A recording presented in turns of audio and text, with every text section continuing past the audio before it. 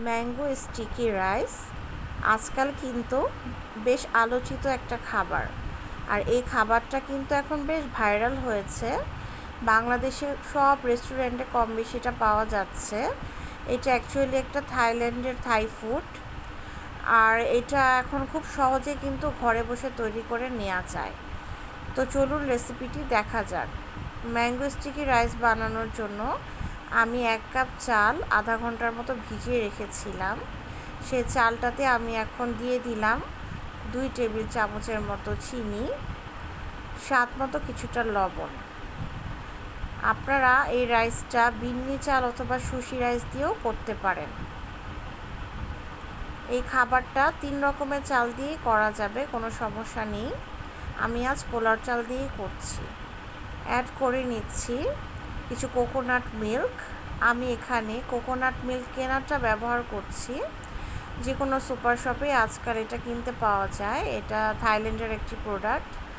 আপনারা চাইলে ঘরে নারিকেল কুড়িয়ে ব্লেন্ড করে সেটার দুধ বের করেও দিতে পারেন। অ্যাড করে নিব এখন কিছুটা গরম পানি। 1 কাপ চালের জন্য আমি 2 কাপ গরম পানি দিয়ে দিয়েছি, আর হাফ কাপের মতো নারিকেল দুধটা দিয়ে দিয়েছি। এখন এটা চুলায় বসিয়ে জাল করে নিব। চুলায় আমি অলরেডি দিয়ে দিলাম। ফার্স্টে জালটা একটু বাড়িয়ে দিব, বলক আসলে আমি এটা একদম কম আছে রান্না করে নিব। ম্যাঙ্গো স্টিকি রাইসের বৈশিষ্ট্য হচ্ছে এটা রাইসটা একটু আঠা আঠা থাকে, আর ভাতটা একদম পানিটা শুকিয়ে নিতে হয়। তাই অবশ্যই গরম পানি দিতে হবে। ঠান্ডা পানি দিলে কিন্তু চালটা সিদ্ধ হবে না। দেখতেই পাচ্ছেন আমার ভাতটা প্রায় হয়ে আসছে। আর একটু শুকিয়ে গেলে আমি এটা নামিয়ে নিচ্ছি।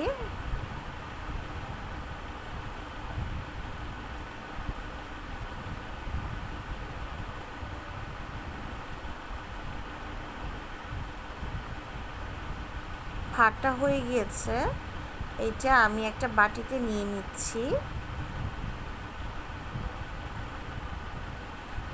গরম থাকা অবস্থায় এভাবে একটি বাটিতে করে আমি ভাতটা নিয়ে নিচ্ছি ডেকোরেশনের জন্য।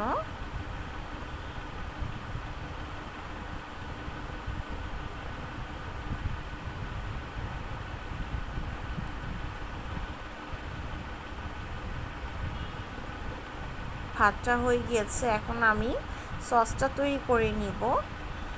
আমি ক্যানে থাকা বাকি সবটুকু কোকোনাট মিল্ক একটি প্যানে দিয়ে দিয়েছি। দিয়ে দিচ্ছি 1 চা চামচ কর্নফ্লাওয়ার, 2 টেবিল চামচ চিনি, স্বাদ মতো কিছুটা লবণ। খুব ভালো করে মিক্স করে নিচ্ছি। এই কাজটা করতে হবে চুলা জ্বালানোর আগে, দেন আমি চুলাটা জ্বালিয়ে নিব। মিক্সটা ভালো মতো করে আমি চুলাটা জ্বালিয়ে নিব। চুলায় অলরেডি আমি সসটা দিয়ে দিলাম। ঘন না হওয়া পর্যন্ত ওয়েট করতে হবে। দেখতেই পাচ্ছেন মোটামুটি বলক এসে গিয়েছে।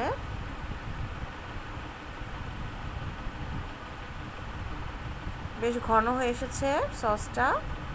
এটাকে আমি এখন নামিয়ে নিব। তারপর পরিবেশনের পালা।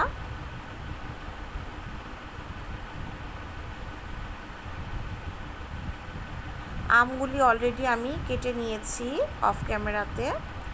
এই তো এরই মাঝে তৈরি হয়ে গেল দারুণ মজাদার mango sticky rice. Thanks for watching.